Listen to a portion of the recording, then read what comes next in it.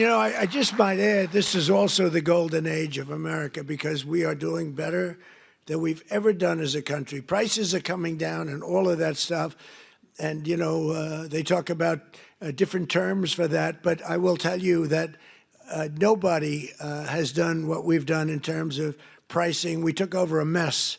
We had the highest, think of it, the highest inflation in the history of our country. They say 48 years it was the history of our country.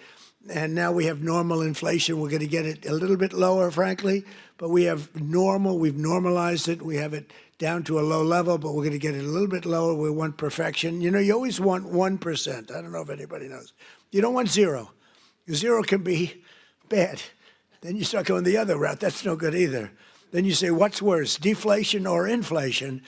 But we have it almost at the sweet spot, and prices are coming down on different things. One of your groups that you admire, I admire, Walmart, came up last week and they announced that Thanksgiving this year is 25% less, all of the accoutrements, that Thanksgiving is 25% less than it was last year under Sleepy Joe Biden. So that's a big statement, and others have followed up by saying just about that. And to your leader, when we met, I said, how are you doing with prices? Prices are coming down. He said, we were up 40% because of Biden and inflation, and they're coming down, and they're coming down rapidly. So I hope that all continues to go, but we're really doing well as a country. Most importantly, however, I will tell you, big picture, we have over $17 trillion being invested in our country in 9 months. It's now just about ready to crack 18, and by the end of 1 year, we will have about $20 to $21 trillion invested in our country. That's more by 10 times the highest amount ever invested in any country ever before. And it's largely because of tariffs and, I think, November 5th election. But it's the largest amount. As an example, so if we have 20 or 21 in 1 year, 21 trillion, think of what that is. That's car factories, that's AI, it's everything. They're all coming back because of the tariffs. They're all coming back because they don't want to pay 15, 20, 30, 100% tariff. It wasn't that complicated. People are saying, you know, Trump was right. It really wasn't that complicated, but it's been amazing. As an example, if you take me at 20 for 1 year, Sleepy Joe Biden, you know what he was? Less than 1 for 4 years.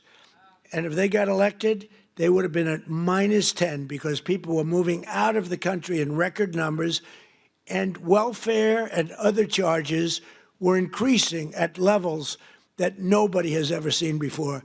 So you would have had double and maybe 50%, maybe literally more than they've ever seen. Welfare was going up. Everything was going up. Government jobs were going up. Real jobs were going down. So you would have had that catastrophe, and on top of it, instead of 20 trillion coming in, you would have had 10 trillion leaving our country. In other words, you would have had a catastrophe. You probably would have had a bankrupt country. You are so damn lucky that I won that election. 1.9 million more American-born workers are employed today than when I took office. Think of that. 1.9 million more today than, and these are American-born workers. Nobody thought that was possible. And we have the strongest borders in the history of our country. Nobody comes in unless they come in legally. You see the numbers. Everyone thinks it's impossible. A year ago, millions of people were storming our borders. Today, they only come in if they come in legally. And wages for hourly workers are rising at the fastest pace in 60 years. And sometimes you might say, was that good or bad? It's great for you.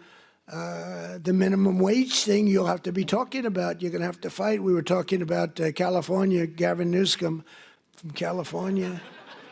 And I knew he's laying siege on the minimum wage. And you people probably know, because that's a very complex subject, and you people probably know better than anybody the impact one way or the other, good or bad. And you're going to let your local congressmen, your senators know about it. But in 9 months, we've lifted over 600,000 Americans off a food stamp, and that's a record. And it's stark, because we really have a strong economy. I mean, we're building thousands and thousands of factories all over this country. Wait till they open up. You're going to see something I think like we've never seen before. You know, we lost our auto industry.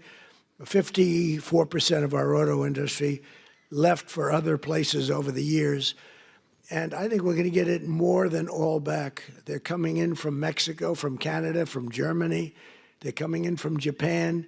We made a deal with Japan, $650 billion. We never got anything. We made a deal with the European Union, $950 billion, and have to buy our oil and gas and many other things. And I want to say it's good for everybody. All that we made a deal recently with China, where they buy our soybeans, but it's hundreds of billions of dollars. And it's incredible what's taken place in our country. The world was laughing at us like we were stupid people. They're not laughing anymore. They don't laugh at us anymore. They respect us now again, and that's what we want. We want to be liked. We want to be respected, much more so than being liked. And, you know, in a certain way, they like us better now, too. They respect us, but they like us better now because the world was ripping off our country. Not sustainable, not even sustainable. China was making $722 billion. Think of that. Not million. 722 million's a lot, isn't it? $722 billion. They built their military with the money that we gave them over the years. And in my first term, we had a great first term. The most successful economy we've ever had in my first term. This is going to blow it away. This is blowing it away, to be honest with you. It blows everything away.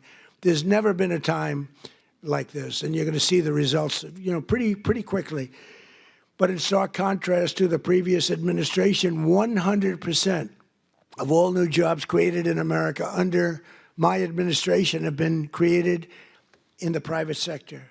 Because, you know, we are trimming out government jobs. You can't have, you know, what they do is they give you phony job numbers in a lot of ways, but they'd hire 100,000 people, and all of a sudden it looks like they're doing well. They're not doing well, because those are jobs that they hurt our country. If those jobs can be in the private sector, paying taxes and all the other things, it's a big 100% of the jobs that we put in have been, think of that, are in the private, come from the private sector. In my first term, we built the greatest economy in the history of the world. And now we're doing it again, but this time it really is, as I said, much stronger, much better. I think it's going to be something that nobody has ever seen before. We rebuilt our military. We have the greatest military anywhere in the world. We make the greatest military equipment anywhere in the world.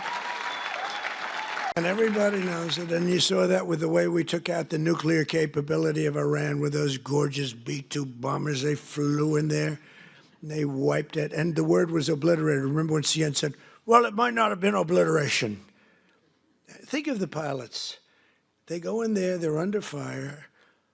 I was watching this from the Situation Room, and you get to see things in situations that you wouldn't believe.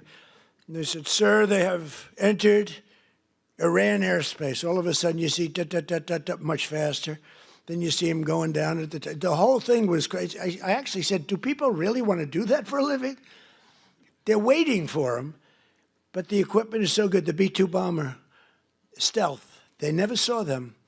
They never saw them. I mean, it's the most amazing thing. And I honored the pilots at the White House. I had them brought in, along with mechanics and a lot of other people. We brought them to the White House to give a little celebration because they flew 37 hours flawlessly. Now compare that to the Jimmy Carter Iran situation with the helicopters crashing and the this and the, oh, what a horror, and the hostages. And I said, we can't let that happen, but we have a great team. General Raisin Kane is unbelievable. The whole group is unbelievable. And they went in, and I brought them into the White House, and I brought them then into the Oval Office, the pilots. And we met them, all handsome. They look like Tom Cruise. They really do. I don't want to be a wise guy and say, but taller. I'm not going to say that. No, they're perfect specimens. I mean, these guys are like from a movie. I could take everyone, put them in a movie. And I said to him, so what's the story with that raid? Did you expect, because you remember I pulled it back? Because I saw reporting that we're going to be leaving at a certain time. And I said to the general, is that not good that they think that? And they sort of got it right. They saw a lot of activity. Actually, you know why? They saw one of the things. they saw a lot of unbelievable activity going on at the McDonald's next to the base where they take off. The McDonald's was doing 5 times. They were going crazy. So they say, there's something going on over there. The biggest activity that McDonald's had ever had. And it was a nice story, how well it's doing, but that was not a good story for us. So I canceled it and then I announced we're canceling it. And the pilots said they were devastated. Then I put it back in the exact same time, because that was the only time they weren't thinking would happen. And we left exactly on time, but that was after canceling it 2 days before. And then we put it right back in the exact same slot. And we had identical planes, the B-2s, flying four of them, flying into Guam. And they thought that was the attack team. And they were watching those planes in Guam, going to Guam, and that was not the planes that we had. But think of it, they flew both ways 37 hours without a sputtering of a bad engine, without any problem. But they got in and they said they have entered Iran airspace, and the enemy's waiting for them. And they dropped the bombs. They hit every chute. You know, they have air chutes that go deep into the granite mountains. If you don't hit those chutes, the damage won't be as big as you want. And every bomb hit every chute. And then we hit them with rockets from a submarine that was quite a distance away, 30 of them. Let's put it this way, they got hit. And it totally took out the nuclear capability. Joe Biden's prices and his hikes cost a typical American family an estimated $33,000 and hit your workers and your customers and your small businesses. Very, very hard. The Biden administration started the affordability crisis, and my administration is ending it. I'm ending it. Prices are way down. If you just look, so we don't have, as I said, the inflation, but our energy prices are way down. And, you know, despite hamburgers being a big business, energy is one business that's bigger. When you get energy down, everything else is affected. If you start bringing the price of gas, that's like a massive tax cut. And they were selling, you know, they were having gasoline at $4.75 a gallon and $4.50, $3.50, $3.75. We're going to be able, it looks like we're going to be able to hit $2 a gallon in the not too distant future. But let's say we're $2.50, $2.70. Other than places like California, that's not fair because they put so high a tax on that you're really paying a lot of that price is the tax that you're paying to government, which is horrible, actually, what they do. But the price of gasoline and the price of energy is way down. So when energy comes down, you make the donuts, you make the chicken, you make whatever you're making. Everything is all about energy. You have to deliver it. You have the trucks. You have the fuel. When energy comes down, and it's come down fast, we had an expression, drill, baby, drill. And I drilled, baby, drilled. I tell you, we drill. And last month it was announced we produced more oil and gas than any time in the history of our country by far. And when you do that, everything comes down. You don't even have to look at the numbers. And it's all beautifully coming down. And as per your chief executive and your chairman and everybody else, they tell me the prices at McDonald's are coming down. It's moving down. Unfortunately, they were so high in the last administration that people aren't that happy because it was so high. So even though it's coming down and coming down a lot, they want to see where it was, like when I was president. And we'll be getting it very close to that number, maybe even better, depending on what we do with energy. But the energy is coming way down. In the 9 months since I took office, we've stopped inflation in the tracks. Since January, the core inflation has been the lowest in just about 8 years, just changed. It was 4 years, now it's 8 years. It just changed about an hour. They just said, sir, if you want, we can rewrite the speech. I said, no, I can remember it very nicely. Thank you. I'm not Biden. In the past 6 months, the price of breakfast items has fallen 14%. Bread prices are down. Dairy prices are down. And the price of eggs has declined 86% since March, and much more than that since when I took over. Because when I took over, it was an egg crisis, as we said. And I want to give a very special thanks to McDonald's for slashing prices for your most popular items, bringing back extra value meals, and I hear you're recommitting to the affordable options of Americans that we really know and love, all of the items that we love. And I hear that McDonald's is playing a very big role in that. We're getting prices down for this country, and there's no better leader or advocate than McDonald's. And Democrats wanted to give Americans the largest tax hike in history in July. I proudly gave you the largest tax cuts in American history and signed the one big beautiful bill. I call it the great big beautiful bill into law. That includes no tax on tips, no tax on overtime, and no tax on Social Security for our great seniors. That is a big deal.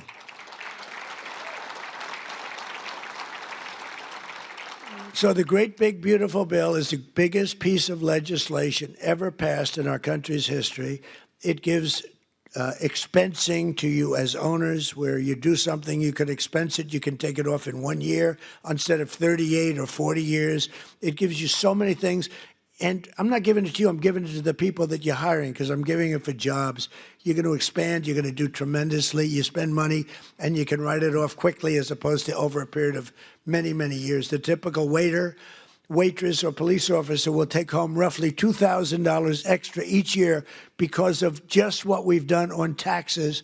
And the tax cut bill, and I call it the tax cut bill, is also a big boost to small businesses like yours. It includes permanent expensing. And again, the biggest thing I did in my first tax cut bill, and this also expanded and extended that, was the expensing, the 100% expensing.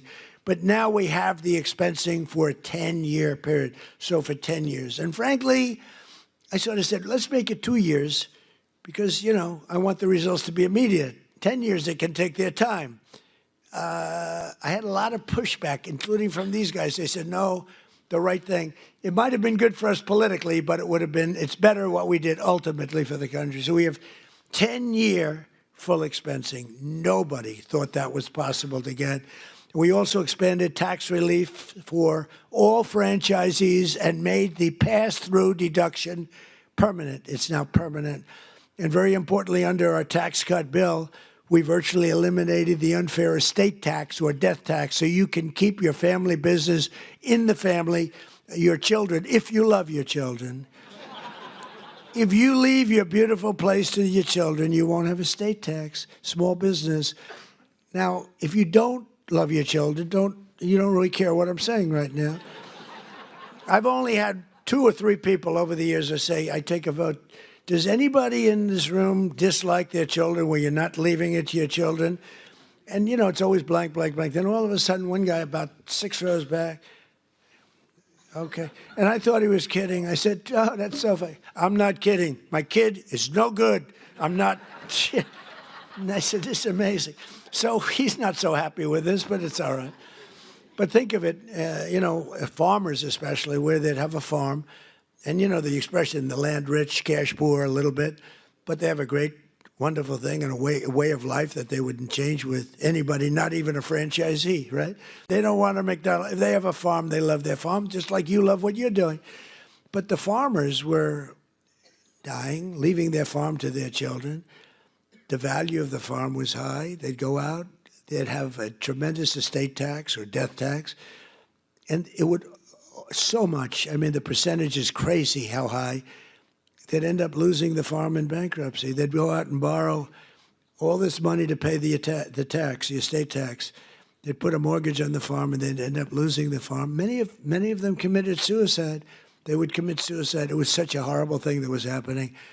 And we've ended, think of that, the death tax, the estate tax on the small businesses. So